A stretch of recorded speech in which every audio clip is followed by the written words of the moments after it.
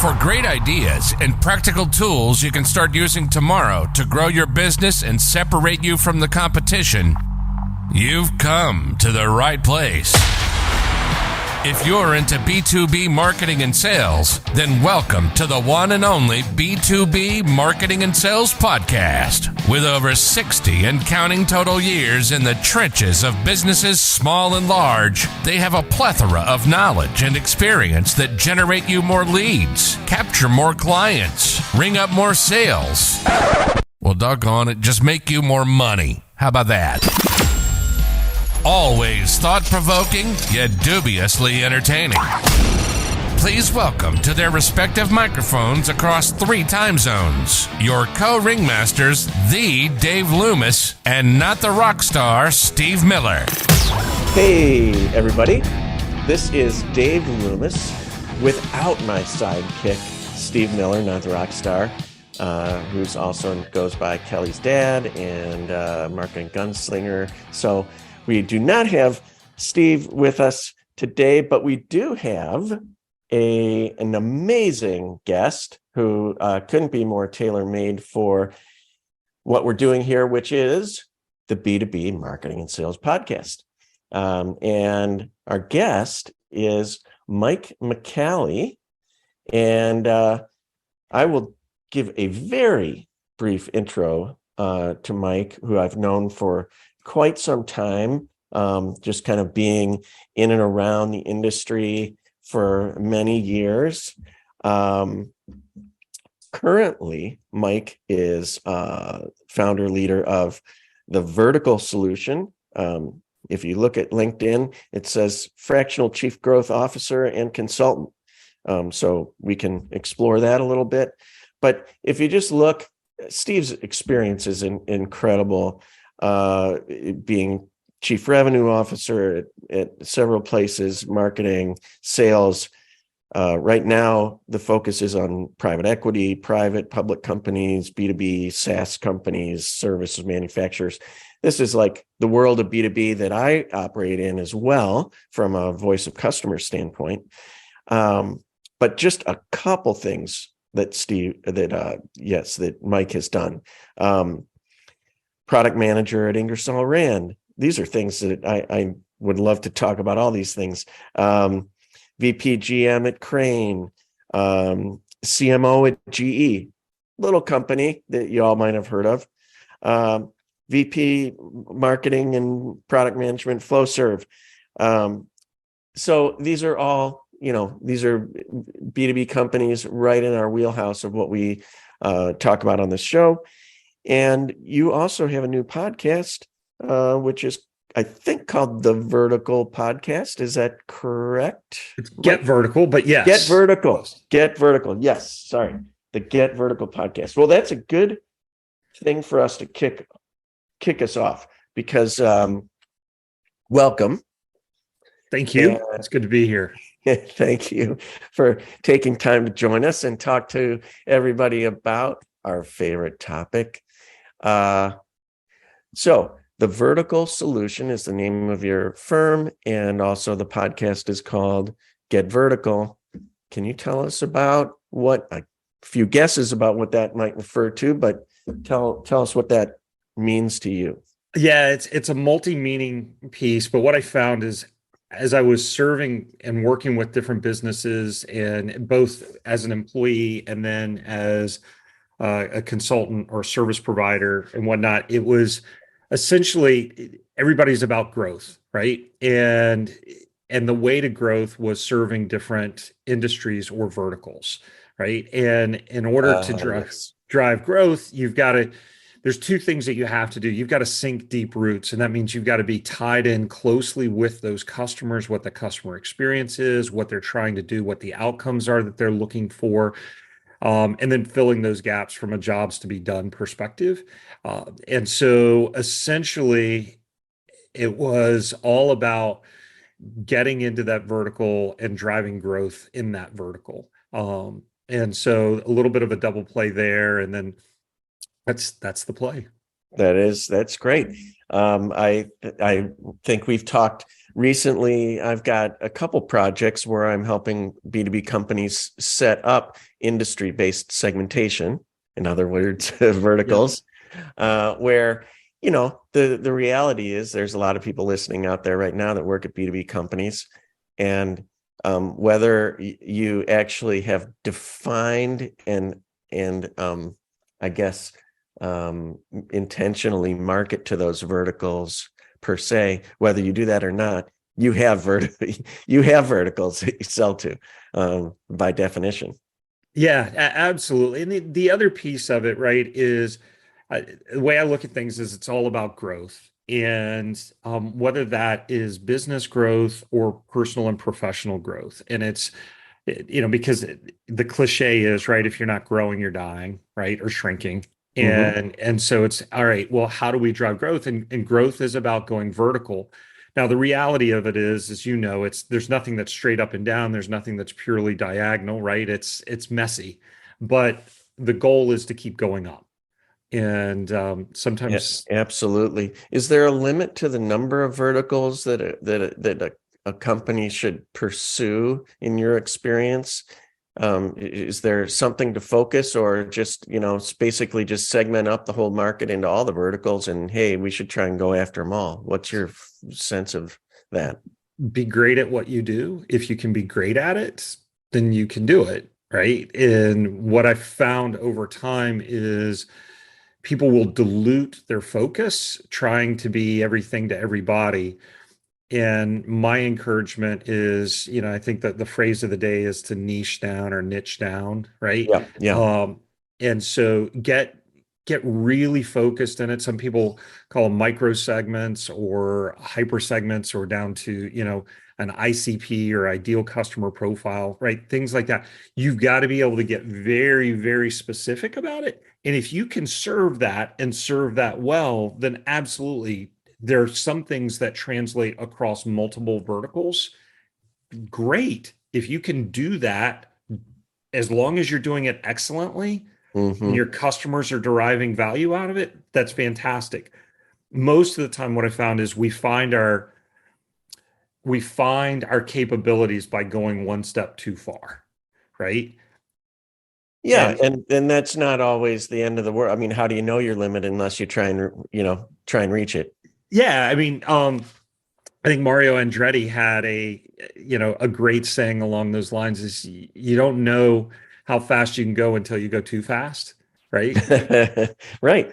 Yeah. I didn't make that turn. Well, next time I'm not going to go quite as fast around that turn. That's right. Yeah. So I'm a fan of find your boundaries, right? And just also embrace your culture, which is, there's some cultures that are really conservative and they're like, I don't ever want to know what that boundary is. I'm going to just do what I do and do it extremely well. And others are like, no, we're going to go push the edges and we're going to expand. And when we come up short, we're going to find out what we did wrong and we're going to shore that up, and we're going to keep going forward and keep pushing the boundaries. We're going to be pioneers. It's great. Lean into your culture. Did you ever find like a situation in one of those, sort of leadership, sales and marketing leadership positions in a B2B company, if you think back on those, where maybe the CEO was maybe a little bit addicted to a cash cow, or really did want to be all things to all people, and you actually had to successfully convince them to narrow the focus, which meant giving up something to get the power of that focus? So did that ever happen? And if so, like, how did you actually convince leadership that it was worth doing that? Yeah, I'm debating on how transparent to be here. Here's what I would say is, most CEOs get to be CEO because they're extremely talented in a variety of ways. And most of them in large corporations aren't just talented, they're very smart. And I think it's important to recognize that. So there's also a hubristic element that exists in all of us. that sometimes manifests itself in certain ways with business leaders, that success begets success until it doesn't. And so there's a power of belief that they are right. Like, I think one of the biggest fun statements that you hear over time is so and so always thinks they're right. Well, I would hope they do think they're right. Otherwise, if they know they're wrong and they're doing it, that's kind of stupid, right? Right. And also, CEOs get to where they are by being decisive. We all know that. And there are people that have had that distortion, the reality distortion field, like Steve Jobs, who people thought was wrong or crazy or whatever, but he was right in the long run, and he had a vision of something that he wouldn't let go of. And thank God for all of us, because we've got incredible products and progress because of that. So given that hubris that you mentioned, and that CEO and that sort of like heel digging in or whatever, have you actually successfully gotten somebody a little bit to focus more than they maybe would have otherwise? Yeah. So what I found, the quick way to not answer your question is, but typically the way we like to go about doing that is it's a data-driven conversation. And it's, where does the data take us? And then you get to find out, what do the customers want, and where are these elements at? So for instance, I was in a $2 billion standalone business, and we had an anemic pipeline of new products, and then we supercharged it. When we supercharged it with all of these different new products, it went through the traditional elements of things where you end up with pet projects and it didn't matter if they were GMs or presidents or the CEO or whatever, right? There's a variety of different things, like, oh, we want this and we want that. And then you because I believe it's easier to steer a moving ship, right? To a certain extent, you want to get that new product capability up and going and then refine it. And so what we did was we started going back and saying, okay, where do we have market research supporting these initiatives and where do we not?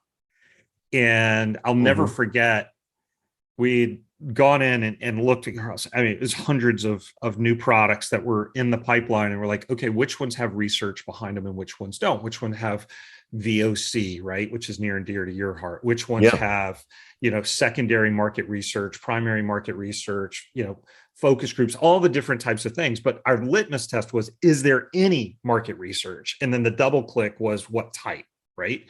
And we put together a chart, and we're looking at it, we're like, okay, well, how much capital and how much operating expense will each new product require? And it was this double stack bar chart. And then it was how much market research had been done to it. And we established a correlation, right? And I went in and I met with the CEO and put this chart up there, and it was designed to be visually intuitive, right? So you could quickly find where there were gaps in research to support an initiative. And there was one product that stood out, and it had millions of dollars that was being spent against it. And there was no research, none behind it. And he looked at that chart, and all of a sudden, I mean, incredible. I mean, wallpaper started curling off the wall, right? It was just so obvious. Yes. But you didn't like go to him and say, hey, by the way, I've got a problem. We shouldn't be pursuing this. You just sort of let the data speak for itself. Yeah. And he looked at it and was like, who signed off on this, and did this. And he said, why are we spending, it was like $5 million on this initiative? This makes no sense. And I looked at him and said, well, hey, time out. We're looking at this data for the first time. And he was like, yeah. He said, but he was like, who signed off? And I said, you did. Right. And he was like, and it was this really cool, sobering moment where all of a sudden he was like, fine. He said, I want you to bring that into the staff meeting. we're going to show this to our P&L leads, and we're going to go through this. I want to review these, blah, blah, blah, blah, blah. And he said, and I'll own it. And to his credit, and this was the beautiful thing, this was where he was such a great leader. He led off with this project. He said, I signed off on this and I never should have. And he said, and none of us will sign off on these initiatives again until we have adequate research to support what we're trying to do.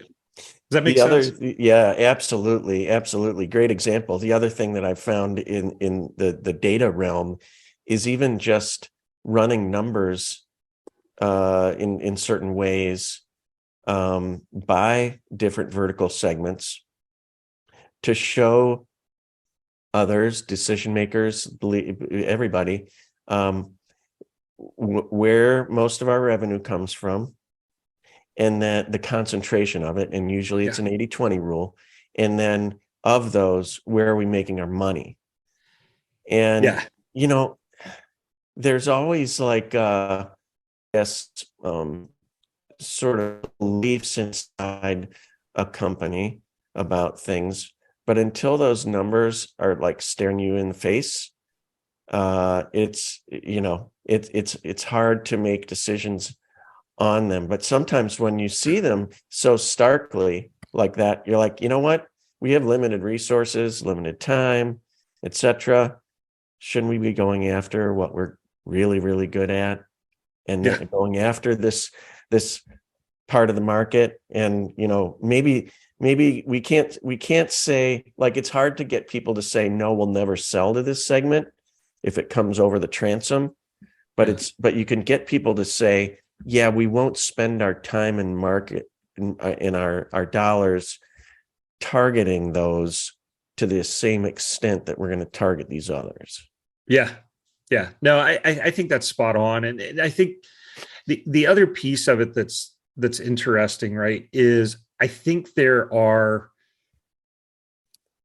business leaders that have a specific bent, right? And you've got to know what your bent is. And a lot of times there's also blind spots that we all have. And we've got to know that. And this was something that early in my career, post MBA, academic theory, right, in getting into application, all of a sudden I realized I was in a role and I had an individual on my team, probably one of the smartest guys I ever had a chance to work with. I mean, just off the charts, brilliant IQ, could do incredible things, but he freaked out over making a decision. Like, literally, like, would experience extreme anxiety over things. And he had been taught his entire life and his career that, oh, you need to be a GM and you need to be a president, and these are your things. And as I was working with him, all of a sudden I realized, it's like, man, that's not your giftings. As a matter of fact, if you go that path, you're going to stress out. And so that was pretty clear and obvious. But the other aha moment that came out of it was, like, if you apply a BCG approach to business for your products, you should also do the same and match those up to the leaders with those bents. Say more about that. What would be the matrix that's in your head when you say that, and then how you apply it then to a so there are people that have an abundance mindset and a growth mindset, and there are people that have a scarcity mindset or a harvest mindset, and just a natural intuitive belief. And if you put somebody that has a natural scarcity mindset and harvest mindset in charge of a growth initiative, it really struggles. It really, now there's times that they need exposure for that, but that individual by definition puts a cap on it, because everything they're looking at is from a cost perspective, not from an ROI perspective or from an opportunity perspective. Likewise, if you put somebody with a growth mindset in charge of a harvest, cleanup, cash cow initiative, they go bonkers, right? They can't. It's just they can't handle it. It's like they want to do something instead of just sort of just harvest. Yeah, right. And their leaders are like, no, just squeeze this lemon harder. And they're like, but there's so much we could go do. And they're like, stop it. Stay focused on this, right? And from a career management standpoint, it's one of the best things in the world you can do is tell somebody is like, hey, look, your job is to learn how to squeeze that lemon here and then move on. Just squeeze the lemon as best you can, Yeah. and then go back into your natural thing. That's a great analogy. But of course, you and I both know that really successful companies have a balance of growth and abundance and pursuit and harvest simultaneously. Yes. And therefore, I think what you're saying is we need leaders that fit into both of those boxes in organizations.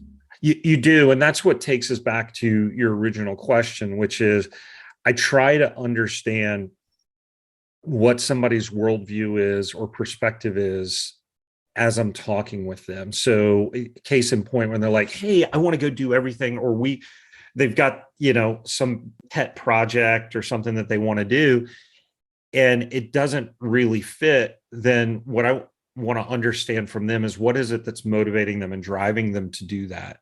Like a lot of times, mature operating companies struggle. They fall in love with the romanticism of a startup, right? And they're like, sure. Oh, we want this visionary aspect, but they don't want to treat a startup with the reckless abandon that's required for a startup to succeed. Yeah, it's hard to put the bureaucratic decision making and red tape and all the other things that go along with success of a 100-year-old company, and make the skunk works operation adhere to those same rule structure.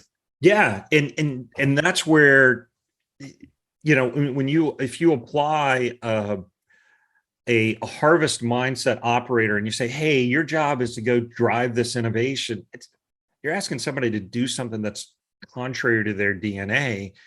And to a certain extent, unless, and here's the kicker, right? They've got to do that. But the best thing in the world they can do is hire somebody that's gifted with that capability in terms of skills and mindset, and then trust them. Right. Yeah. Which is hard. And the word empowerment is, way overused for the last 20 or 30 years. But, the truth is that is absolutely necessary in this particular case, because if you say to someone, hey, you're in this position, you can do this, go explore. Yes. And we know that you're going to fail, some, whatever. But if you say that, and then, and you and I and our listeners, I know, have experienced this, saying and doing is a different thing. And so a lot of times I've seen CEOs or leaders or others say that that's the case. And then the first failure, then they want to pull the plug, or they want to just, question decision-making or delay it to the extent that, somebody really, let's face it, they're not empowered. Yeah. Well, and I think, look, at the end of the day, right, our jobs are to drive growth, and to increase value. And, a mutual friend of ours, his favorite thing that he's saying these days is leave it better than you found it. Right. And when I think about it from that standpoint, the leave it better than I found it, there's a lot of ways you can leave something better than you found it. There's a dozen. I mean, there's hundreds, there's thousands of ways you can leave something better than you found it. Right. But we're stewards over these businesses that we have, and we're responsible for these resources that we've been given, whether that's as a small business owner or as the leader of a multinational, multi-billion-dollar organization. And that's our job. And so when we come into it, it's important for those leaders to know how they're going to leave it better than they found it. Right? Is it going to be bigger? Is it going to be stronger? Because sometimes bigger is not better. Right? Right. Definitely. Well, that is fascinating. So let me pivot. My co-host Steve Miller would say pirouette, because he doesn't like the word pivot. But so let's pirouette to another topic. I have two questions, and you know that I'm in the voice of customer business, and I ask a lot of open-ended questions. And this one's going to be pretty much the most open-ended question that is possible in the world of B2B marketing and sales. So if you think about your experience in this whole world that we work in and operate in, can you think of kind of a like a principle that you really believe in B2B marketing and sales that's just vital for success? So we know that verticalization is one of them, and that may be your answer, and expand on it, whatever. And I'm thinking in this particular case of almost like a traditional sort of principle that has always been around and will always be there regardless of what's happening in the world and technology and changes and that kind of thing. It's just sort of basic principle. What do you say to that? Like, what comes to mind as sort of like a guiding light for you that you would share? It's all about the customer, right? I mean, at the end of the day, right, you've got to know who your customer is and what drives their economic engine and what drives their decision making. If you don't know those things, it doesn't matter. Everything else, you could have the best product in the world and nobody's going to buy it because it's not going to align with what they're trying to do. And I think that's a core piece, right? It starts with the customer. Voice of customer is the way you get that. The way you collect voice of customer, as you know, there's hundreds of ways to do it, right? Yes. Yep. And I believe those are all tools in the toolbox, and each one has its different time and place. And if you want to do a conjoint, or if you want to do a focus group, or if you want to do a discovery interview or whatever, right? They all matter. Yes. But you've got to understand and look at the world through your customer's eyes. I think you have to do exactly what you're talking about. I don't think you don't get rid of segmentation, right, anytime soon, because it just makes.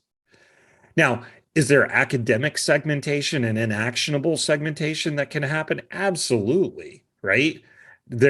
But just because somebody does something the wrong way or maybe unnecessarily doesn't mean that it's not valuable. It is critical to success. And the phrase I mentioned earlier, that's, the flavor du jour for the past, I guess, 5 or 6 years, right, is ICP, or ideal customer profile. Well, okay. Right. Say more about that. Yeah. So your ideal customer profile is, let's say, let's arbitrarily pick a industrial tech manufacturer making, I don't know, some sort of sensors, right? And they're serving discrete manufacturers. Well, okay. If you start talking about discrete manufacturing as a customer base, right, there's tens of thousands, there's hundreds of thousands of companies that could fall into that. Right.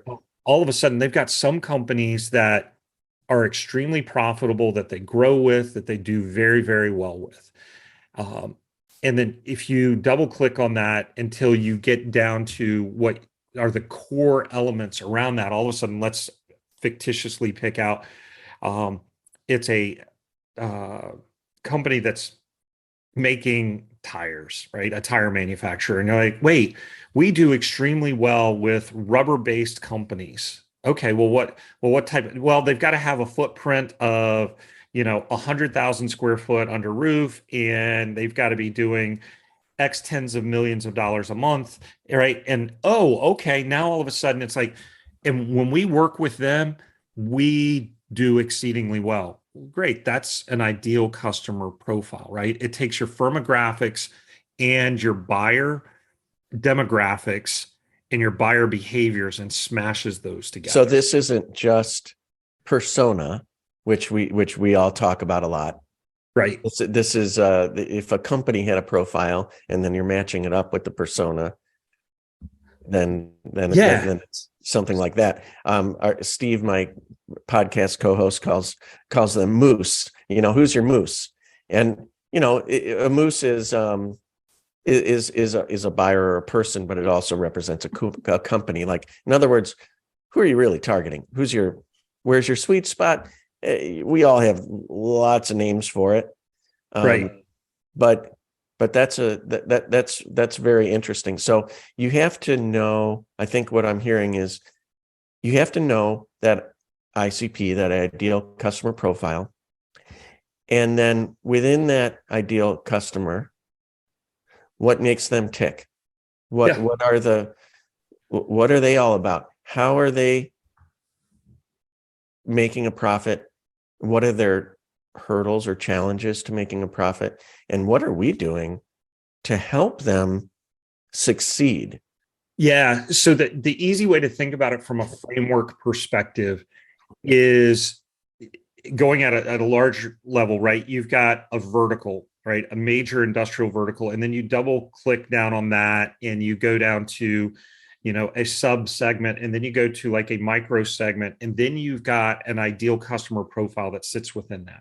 Within that ideal customer profile, you're going to have multiple personas that are involved in that business and ideally, typically there's 3 personas that will sit within that, right? At its most simplistic level, you're going to have a buyer, you're going to have a user, right? And you're going to have,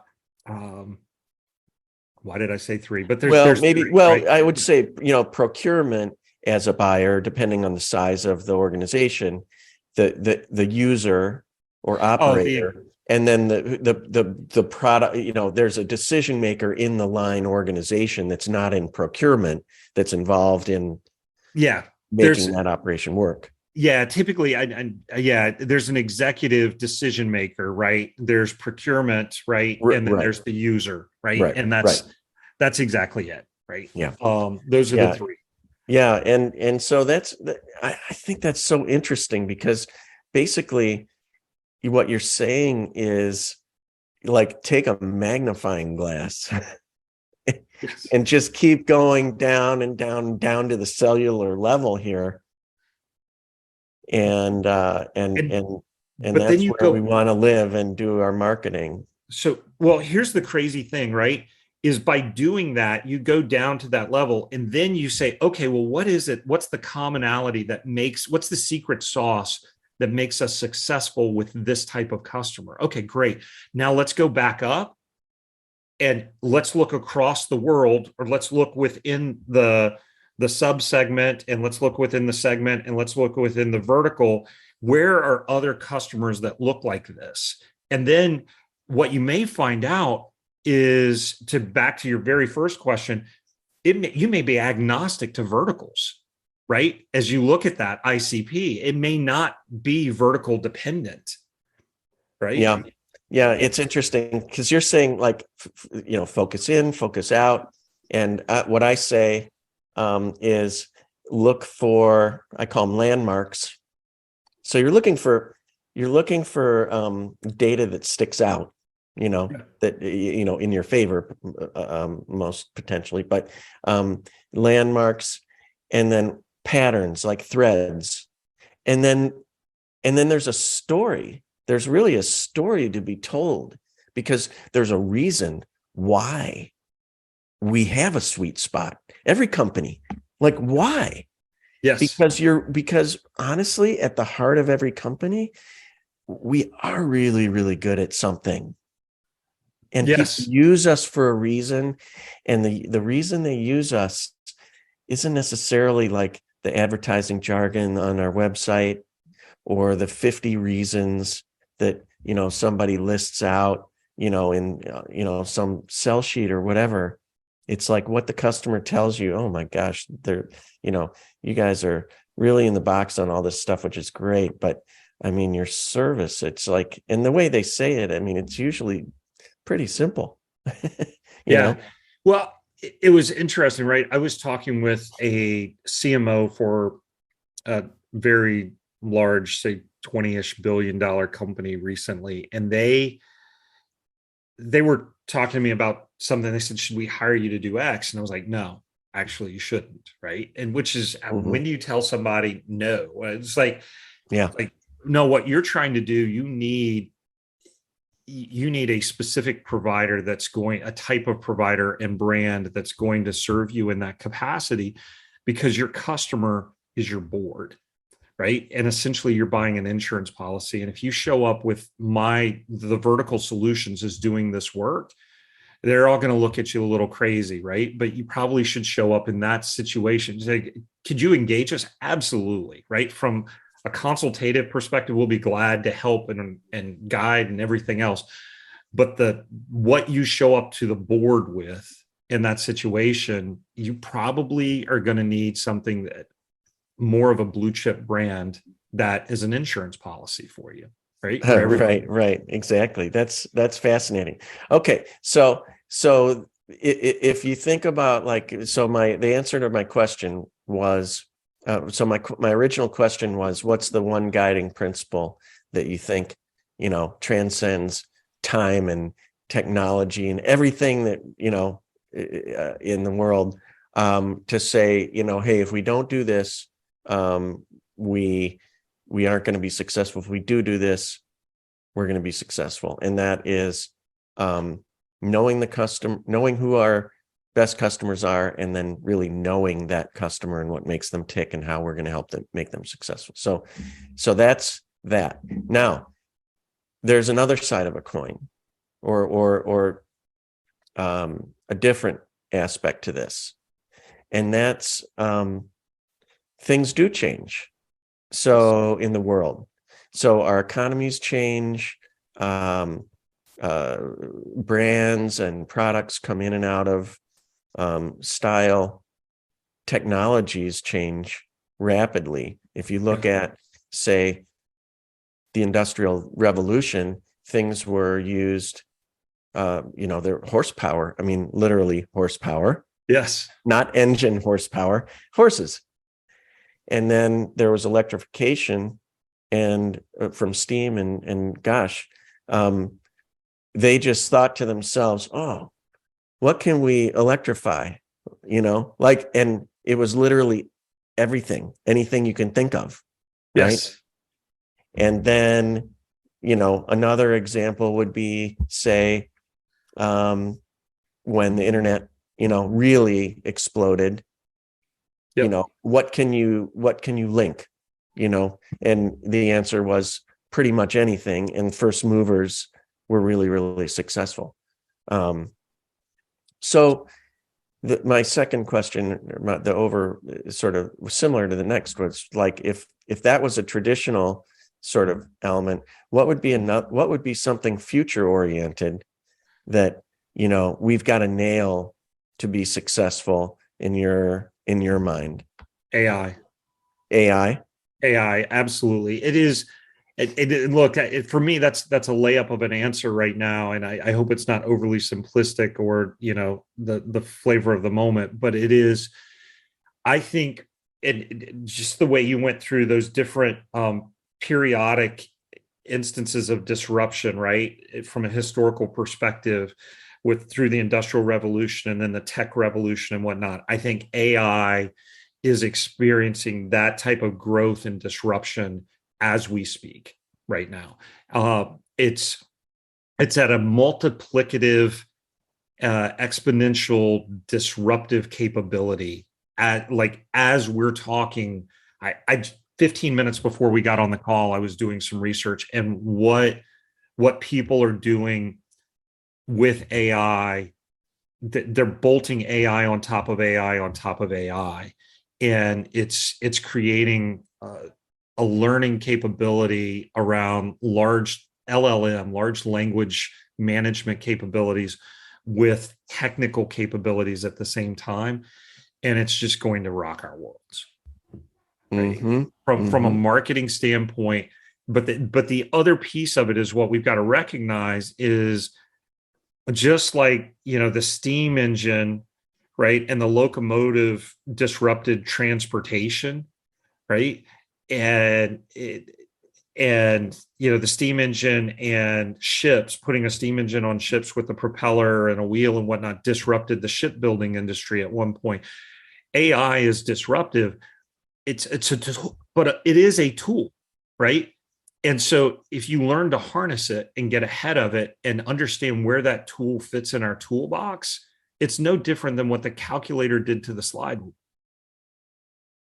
right? Yeah. So do you think everybody's thinking of it as a tool that way? I have no idea. Oh, no. Whoa. As a matter of fact, I know people are not, right? Like if you talk to people in academia, and that's not necessarily our audience, they're freaking out. Right. Right. It's the beginning of the end. This is the dystopian future that science fiction told us about. And, basically it's downward from here. There's a product called Cactus AI, okay. Right? Yep. It's specifically designed for the academic world. And this is the ultimate irony to me. And schools are coming out and telling their students you shouldn't use it. They've got this thing where it will help students on their homework. It will do their homework, help them do their homework, teach them the whole 9 yards. But they've got a totally different product, which is for teachers. It will build lesson plans, build tests and quizzes, build all of these capabilities. And then it sells to students the ability to answer the work that the teachers built on Cactus, right? So all you've got is Cactus AI talking to Cactus AI, right? It's a theory in a vacuum world while the students and the teachers are all making nice. Oh my gosh. Wow. Somehow we still have to we can't forget about actual learning in any of this. But you're right. I mean, who knows exactly how AI is going to be incorporated in a lot of products and services, and maybe it'll be everything, just the way some of these other things have been, and we don't really know the outcome of it because it is kind of early days, but it does have those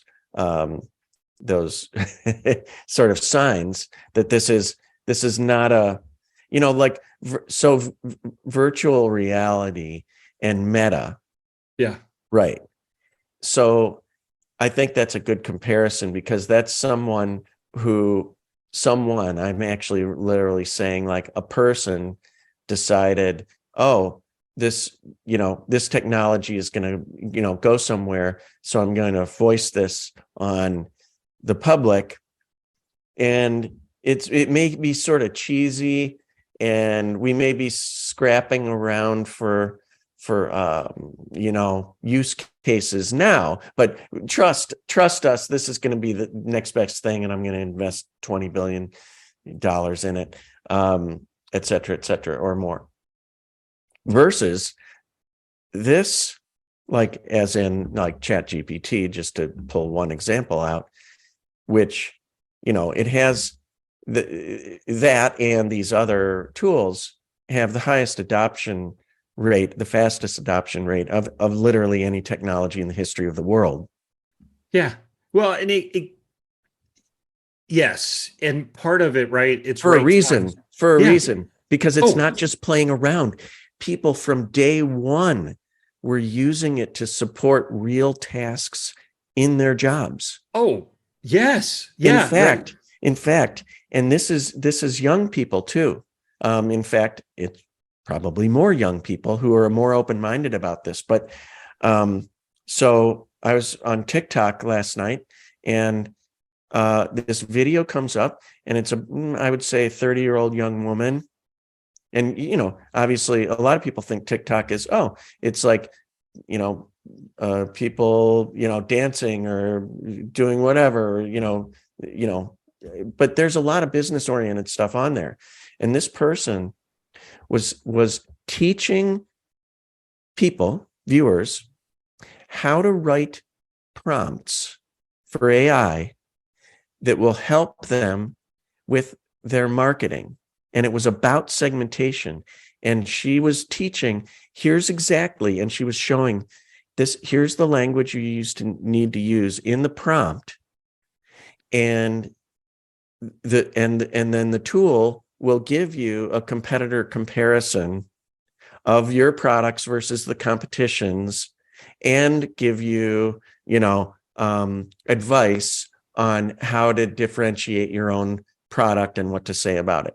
So here's interesting thing. So I had a guest. Pretty wild. That's not Yeah. playing around. That's not like going into, I'm going to go into some VR, sort of chat room and sort of have fun, even though I don't have like the bottom half of my body. And no, it's real. It's very real. So I had a guest on my podcast a couple of weeks ago, and it should be coming out soon. His name's Ben Miller, and he's got an AI tool that they built, right? And essentially what they did was they put API hooks into ChatGPT and 3 or 4 other AI tools. yeah, And they're smashing together the capability of those different tools. And it's for marketers. It's completely for marketers. And but here was the thing. He said, look, it doesn't displace our brain. And this is the most important piece of it. He said, because AI has 3 failure modes. And he said, you've got to know these 3 always. He said, it will make up statistics. It will just randomly make up statistics because it's following a language sequence and it says, a statistic goes in here. It's not going out and scraping the web to find that information. It just randomly puts a number in that it thinks is compelling. Really? Yes. Yes. So, okay. So if you're using an AI tool to do this, right, and you see a statistic number in there, you got to go check it, right? Okay. So that's one failure mode or whatever. Yeah. What's another? The other is it will randomly make up facts. What seem like facts. It reads like a fact. It sounds like a fact. But again, he said, look, what you've got to know with its LLM, right, large language management tools, is think back to, when you're on your phone, when it first started coming up with word prompts for you, right? You're typing on your phone. Yes. It's like, autofill. this is the next word, the next word, the next word. Said at its core, that's what LLM AI is it's running a statistical probability of what the next word would be in the sequence. Yeah. Right. And so what'll happen is it will create what they call AI hallucinations. And it'll just go down a track. And all of a sudden you said, you're reading this and it's like, wait, where did this go? And it was because it glitched and it started following a prompt in the wrong direction. Right. Interesting.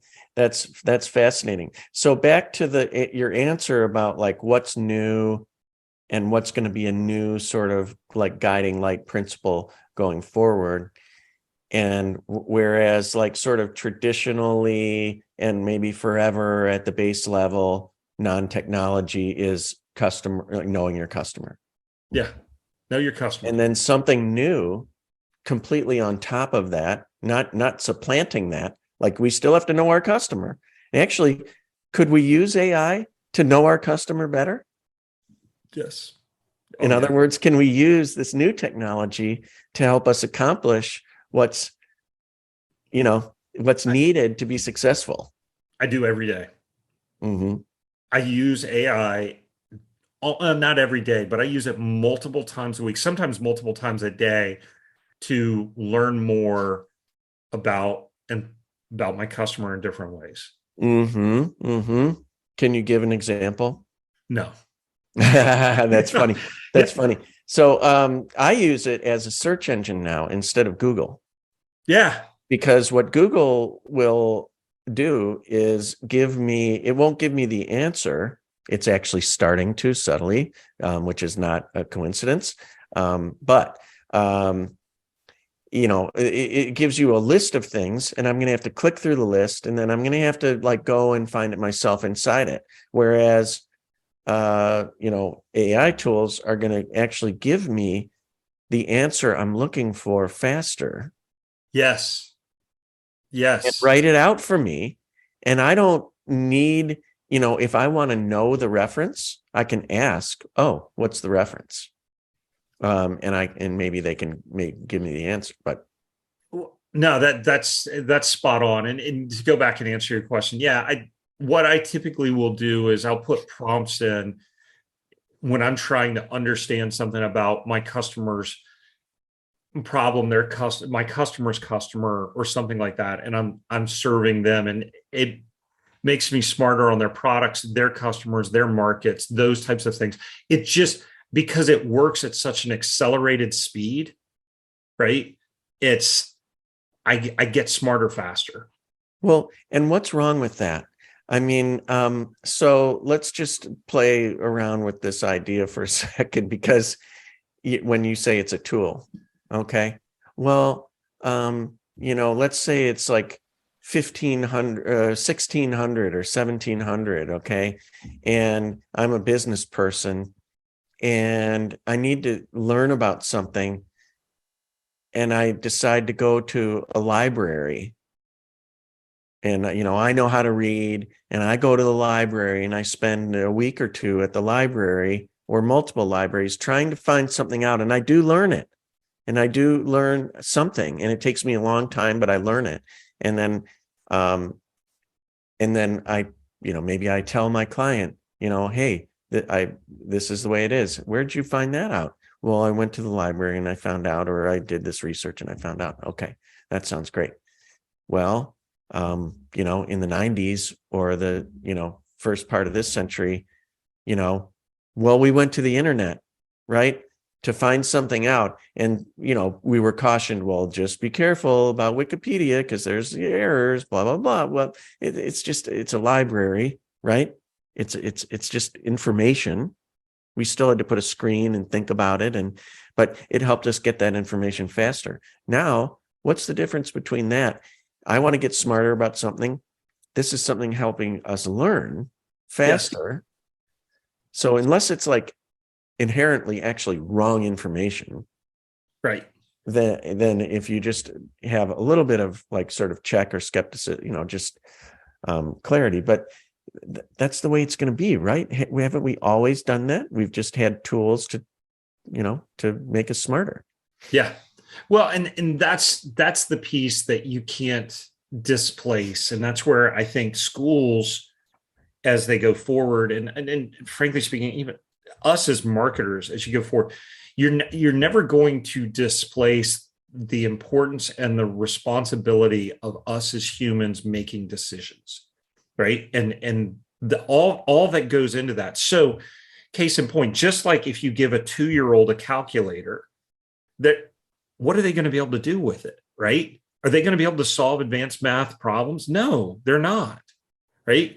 If you give a 6th grader a calculator, they're going to be able to do more, but they're still not going to be able to do certain capabilities that somebody with, a PhD in applied math is going to be able to do, right? And so it's much the same thing. It's that tool. And just like, if you're okay, I don't dismiss the power of the tool in the same way that you don't dismiss when you walk out into an auto shop and you hear somebody using power tools, right? They can take a bolt off in 2 seconds. Hey, that's cheating. That's cheating. You're not using a hand wrench. Exactly. Right. Right. Right. Yeah. So, do it the old fashioned way. Come on, put some elbow grease into it and then get repetitive stress syndrome. Yes.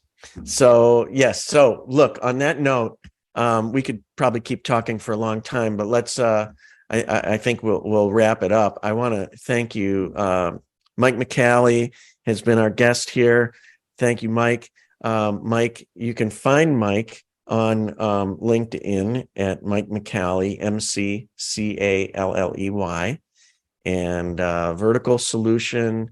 Look him up, and the Get Vertical podcast, which you will be able to find by the time you hear this. It will be live. It's a new podcast, and I guarantee it's going to be fantastic. And thank you, Mike, for your wisdom and just the great conversation. Thanks, Dave. I appreciate it. I really appreciate being here and excited. All right. Well, you have all been listening to, I always have this incredible takeout of the B2B Marketing and Sales Podcast with Dave Loomis, and in this case, not Steve Miller. We miss Steve, but we're mixing it up a little bit. So we're doing some solo stuff, we're doing some listener interviews, and we're going to do our same old. So thanks everybody, and we will see you next time. Bye-bye. Thank you for listening to another episode of the one and only B2B Marketing and Sales Podcast, the source for B2B marketing and sales insight.